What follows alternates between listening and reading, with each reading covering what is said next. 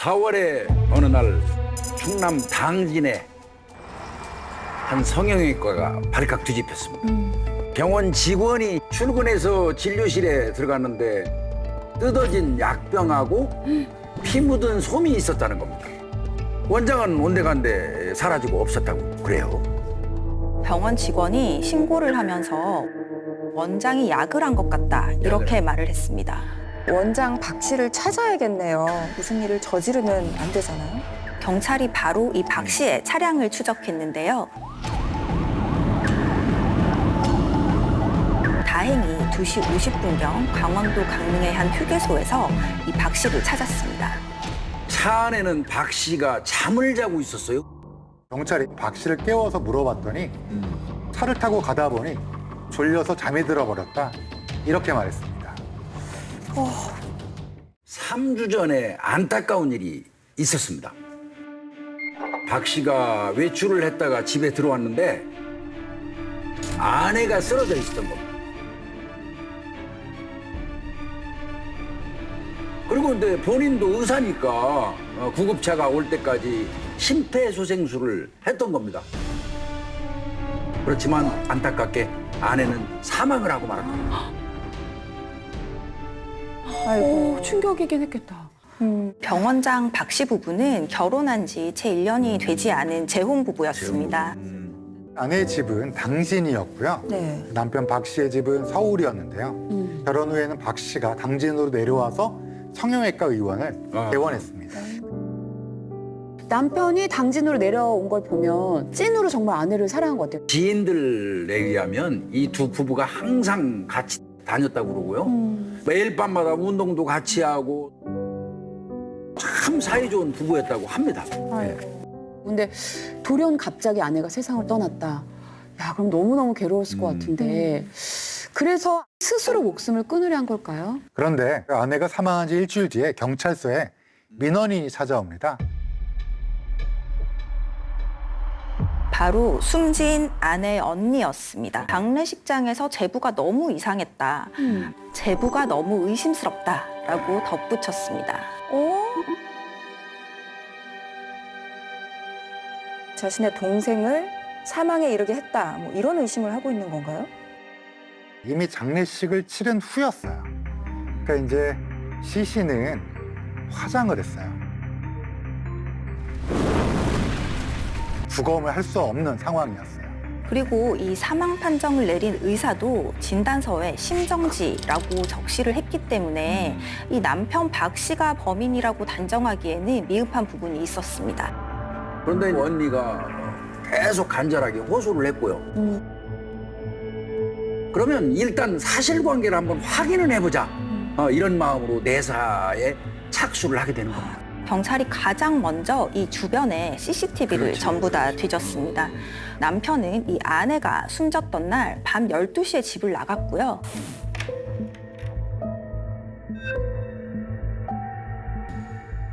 그리고 약 30분 뒤에 집으로 돌아왔습니다.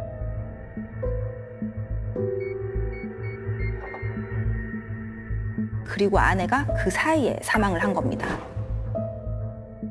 하필이면 남편이 잠깐 집을 비웠던 그 30분 사이에 아내가 사망을 한 건데 문제는 남편 박 씨가 밤 11시에 산책을 하러 나갔다 진술을 했던 것입니다.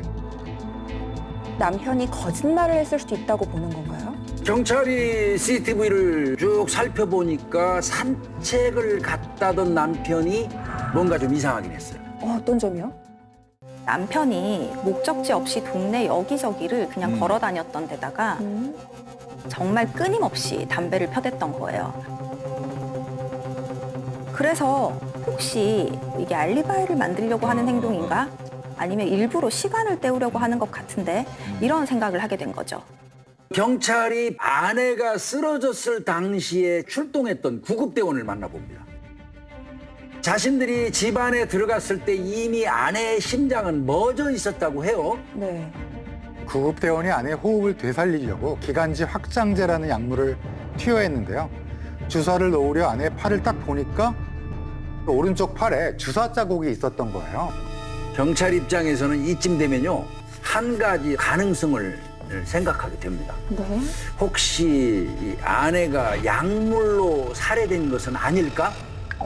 전에도 이런 비슷한 일이 있긴 했습니다. 아내가 사망하기 4개월 전이자 부부가 결혼한 지 7개월 후 아내가 심정지가 와서 쓰러진 적이 있었습니다.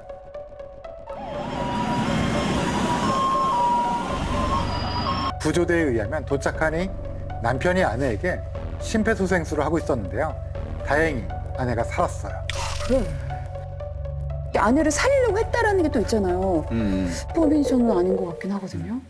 경찰은 박 씨의 성형외과 병원을 압수수색했습니다. 그리고 병원 CCTV 모조리 확인을 하게 됩니다. 증거가 될 만한 게 나왔나요? 이상한 장면이 포착이 됐습니다. 아내가 사망하기 12일 전 상황인데요. 네. 박 씨가 병원 직원들이 모두 퇴근한 이후에 네. 혼자서 진료실에서 약물을 혼합해서 만들고 있는 모습입니다. 이 장면이 과연 아내의 죽음과 연관이 있을까요? 사실 박 씨는 저와 평소 알고 지내던 의사였습니다. 그래서 저도 이 사건을 듣고 정말 깜짝 놀랐던 기억이 납니다. CCTV 영상을 보시면 네.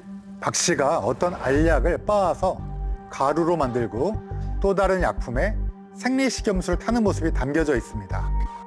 그리고는 작은 용기에 넣어서 가방에 넣었습니다.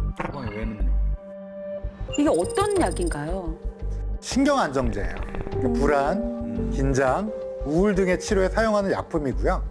잠도 좀 올 수 있고요. 의존성과 오남용의 위험이 있어서 향정신성 의약품으로 지정되어 있습니다.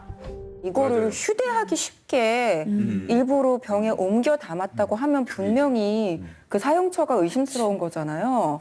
근데 이 약물이 사람을 사망에 이르게도 하나요? 몇 개를 병용해서 사용하면 사망까지 이를 정도로 좀 무서운 약이고요. 조심해서 사용해야 되는 약물입니다. 그런데 이 약품의 구입 경로가 좀 이상했습니다. 이 남편 박 씨가 환자하고 직원 이름으로 몰래 처방을 하고 근처 약국에서 미리 구입해 준 것이었습니다. 그리고 박 씨가 생리식염수를 탄 약품이 하나 있잖아요. 네. 그게 근이완제예요. 수술할 때 주로 사용하는 약물이에요. 언제 사용하냐? 우리 호흡할 때 쓰는 근육이 네. 작용하지 못하도록 할 때 쓰는 약물인 거죠.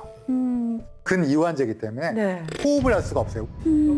정말 아내에게 투여를 한 건지 혹시 다음날 무슨 수술이 있어서 미리 조제를 해둔 건 아닐지 아직은 단정하기는 이른 것 같거든요. 이때 박 씨가 휴대전화를 병원에 두고 갔습니다. 네. 네, 그런데 이 휴대전화에 이런 메시지가 남겨져 있었습니다. 네.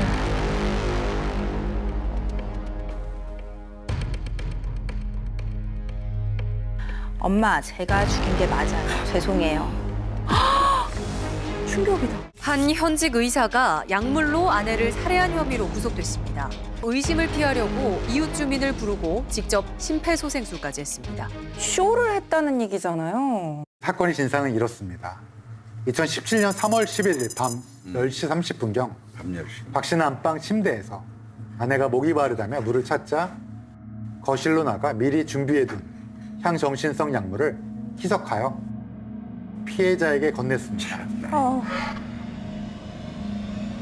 아무런 의심 없이 물을 마신 아내는 곧 잠이 들었는데요. 박 씨는 역시 미리 준비해둔 근이완제를 아내의 팔에 투여했습니다. 그리고는 죽어가는 아내를 두고 어머. 산책을 하는 척 나갔다가 30분 뒤에 돌아온 거죠. 세상에. 사실 아내는 이미 사망한 이후였습니다. 이전에도 비슷한 일이 있었다고 했었잖아요. 그러면 그때도 남편 짓인 건가요? 아내가 죽기 4개월 전의 일이었습니다. TV를 보면서 간식을 먹고 있었는데요. 아내가 화장실 가느라고 잠시 자리를 비웠다고 합니다. 이때 박 씨는 미리 갈아놓은 향정신성 약물을 물에 타서 탁자 위에 뒀어요. 아내는 그걸 모르고 아무것도 모르죠. 물을 먹었고 잠이 들었습니다. 그리고 그때 또 미리 준비해 두었던 약품을 주사기로 투여했습니다. 와, 아내가 사망했던 상황이랑 지금 너무 똑같잖아요. 그렇죠. 나름대로 치밀하게 준비를 했는데 뜻하지 않게 아내가 산 거네요. 시간 계산을 잘못한 거예요. 약물이 흡수가 되고 또 실질적으로 작용을 할 때까지 시간이 있는 건데 잘못 계산해갖고 두 번째 시도 때는 약품 양은 똑같아요. 다만 시간을 늘려서 사망케 한 거죠. 두 번째 때는 조금 더 길게 시간적 여유를 두고 그렇게 줄담배를 피면서 30분을 배회한 거죠. 진짜 간이 크다. 간이 크네요. 결혼을 한 지 1년도 안 된 신혼이잖아요. 왜 아내를 죽이려고 한 걸까요? 박 씨는 의과대학을 졸업하고 2004년도에 이제 서울 청담동에서 성형외과를 개원을 했었어요. 그런데 이 박 씨가 2008년도에 불미스러운 일에 연루가 됩니다. 허위로 환자에게 입원 확인서를 발급을 해주고 네. 보험금을 탈 수 있게 해준 거예요. 즉 말하면 보험 사기죠. 박 씨 같은 경우는 사기 방조죄가 되겠죠. 그래서 벌금 500만 원을 선고받게 됐습니다. 2010년도에는 의료사고를 냈습니다. 그러니까 리프팅 시술을 하다가 환자가 사망하게 된 겁니다. 이때 벌금 1,000만 원을 선고받았고요. 2014년도에는 탈세가 적발돼서 1억 5천만 원을 추징당하기도 했습니다. 근데 성형외과는 그 입소문이 굉장히 중요하잖아요. 거기서 환자가 죽었다더라 이렇게 소문이 나면 사실 끝이거든요. 결국은 재정 상태가 악화가 됐고요. 병원은 폐업했습니다. 이후에 압구정동에 있는 한 성형외과에서 페이닥터로 근무하기 시작합니다. 그런데 또 2015년도에 입꼬리 리프팅 수술을 하면서 환자에게 재차 상해를 입혔습니다. 그래서 벌금형을 받았고요. 그런데 또 있어요. 안검하수라고 그러죠. 눈꺼풀 이 처짐 교정술을 하다가 또 환자를 숨지게 합니다. 이때 이제 유족으로 또 소송까지 당하게 되죠. 어떻게 이럴 수가 있죠? 약물을 쓸 때 조심성 있게 쓰는 의사는 아니었던 건 분명한 것 같습니다. 듣고 보니까 아내를 만나서 당진으로 내려온 게 아니라 서울에서 사고를 많이 쳐서 어쩔 수 없이 그럴 수도 있는. 당진으로 내려왔다라는 생각이 드네요. 그런데 문제는 의료사고 피해자 유가족이 소송을 제기한 겁니다. 네. 소송 비용이 만만치 않았을 테고요. 소문이 나니까 성형외과 페이닥터로 일하기도 점점 힘들어졌던 거죠. 그렇게 이제 힘든 상황에서 현재 아내를 만난 겁니다. 이제 아내는 내가 돈을 좀 대줄 테니까 당진에서 성형외과를 개업을 해라. 내가 또 빚도 갚게 해주겠다. 이렇게 제안을 했다고 해요. 구세주처럼 재기할 수 있는 기회를 준 거나 마찬가지인데 자신을 구제해준 아내를 자기 손으로 살해를 할 수가 있죠? 박 씨는 경찰 조사에서 이렇게 말했습니다. 아내를 죽이지 않으면 내가 죽을 것만 같다. 남편 박 씨는 결혼을 한 직후부터 성격 차이로 인한 가정 불화가 계속됐다고 이야기했습니다. 자신을 무시하는 발언을 해서 법행을 결심했다고 하죠. 정말 안 맞았을 때 이혼을 하지 살해를 하진 않잖아요. 남편 박 씨는 개원 준비를 하면서 병원 인테리어 문제로 부부싸움이 잦았다고 진술을 했어요. 또 이 문제로 시어머니가 아내를 나무랐는데 화가 난 아내가 시어머니의 생일 잔치에 참석을 하지 않았다고 하죠. 그 이후에는 아내랑 시어머니랑 왕래를 그냥 끊어버렸다라고 이야기를 하죠. 또 남편이 전처와의 사이에서 아이가 있었는데요. 매월 양육비 800만 원 정도를 보냈다고 해요. 그 아내는 양육비에도 불만이 있었고 남편이 아들을 면접 교섭하는 것도 싫어했다고 합니다. 자신의 범죄를 다 아내 탓이다 이렇게 돌리고 있는 것 같긴 하네요. 남편의 주장대로라면 이 부부 사이에 불화가 계속됐어요. 살해까지는 아니더라도 이혼을 하고 싶었을 수는 있죠. 그런데 현실적으로 이혼을 할 수 없었던 걸로 보입니다. 아내에게 경제적으로 큰 도움을 받고 있으니까요. 이혼을 하게 되면 아내가 병원에 투자했던 돈도 다 돌려줘야겠죠. 같이 살기는 싫은데 또 돈은 돌려주기 싫고. 여기에 결정적인 상황이 하나 있습니다. 아까 의료사고로 소송을 당했다고 했잖아요. 2016년 11월 초 1심 재판에서 남편이 결국 패소합니다. 수억 원의 채무에다가 유족에게 거액의 위자료를 지급해야 하니까 자신이 이 문제를 해결할 수 있는 유일한 방법은 아내의 죽음이라고 생각했던 것 같아요. 그게 어떻게 옵션이 될 수가 있지? 박 씨는 우리나라 최고의 의대를 나온 사람입니다. 기본적으로 머리도 좋고 집중하고 노력하면 좋은 결과를 낼 수 있는 사람이에요. 하지만 한편으로는 유혹에 취약해서 불법을 저지르고 문제 해결을 편법으로 하려고 하죠. 그리고 말도 안 되는 방식으로 그 문제의 해답을 찾은 겁니다. 아, 근데 저는 너무 괘씸해서 이런 생각까지 들어요. 애초부터 아내의 돈을 노리고 살해를 계획하고 접근한 건 아닐까. 유족들도 지금 두 분이 말씀하신 것과 비슷한 주장을 했습니다. 아내가 죽으면 재산 당연히 남편이 물려받게 되는 거 아니겠습니까? 그래서 그것 때문에 범행을 저질렀다고 유족들도 본 겁니다. 실제로 아내가 사망한 지 불과 2주 만에 아내 건물과 자동차 소유권이 남편 박 씨에게 모두 상속됐습니다. 또 질병 사망으로 인한 아내 보험금 5천만 원 가량도 남편이 받았죠. 너무 뻔한 계획처럼 바로 재빠르게 그냥 재산 다 챙겨갔네요. 2주 만에 모든 재산을 이제 자기 앞으로 돌려놓은 것만 봐도 그치. 정황상 이 사람은 돈을 노린 그 어떤 범죄로 보는 게 맞다고 봅니다. 그랬다면 정말 악질 중에 악질이네요.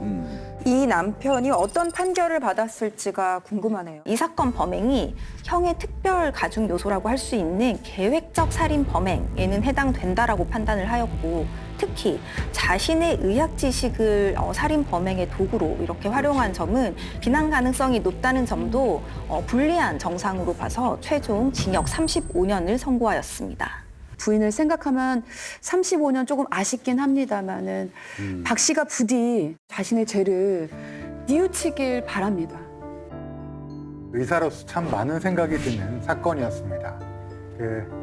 진실로 좋은 의사가 무엇인가, 또 재판 판결문에서 환자의 건강과 생명을 생각하라는 그 의사의 본분은 우리가 어떻게 받아들일 것인가.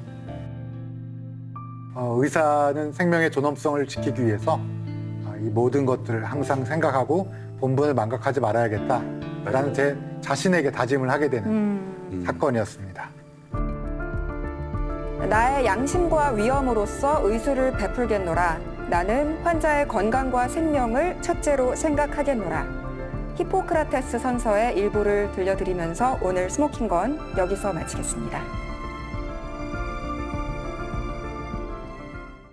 필리핀에서 한국인 3명이 총격을 받고 피살된 채 발견됐습니다. 한 달하고도 일주일이 지났을 무렵에 검거했습니다. 손 올리세요.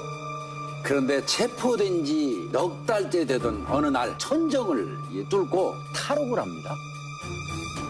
필리핀 경찰과의 공조 끝에 3개월 만에 다시 검거할 수 있었습니다. 그런데 두 번째 탈옥에 성공합니다. 1년이 넘도록 그의 행적을 알 수 없게 되었습니다. 그렇게 점점 잊혀지던 어느 날 그는 상상도 못했던 괴물의 모습으로 우리 앞에 등장하게 됩니다.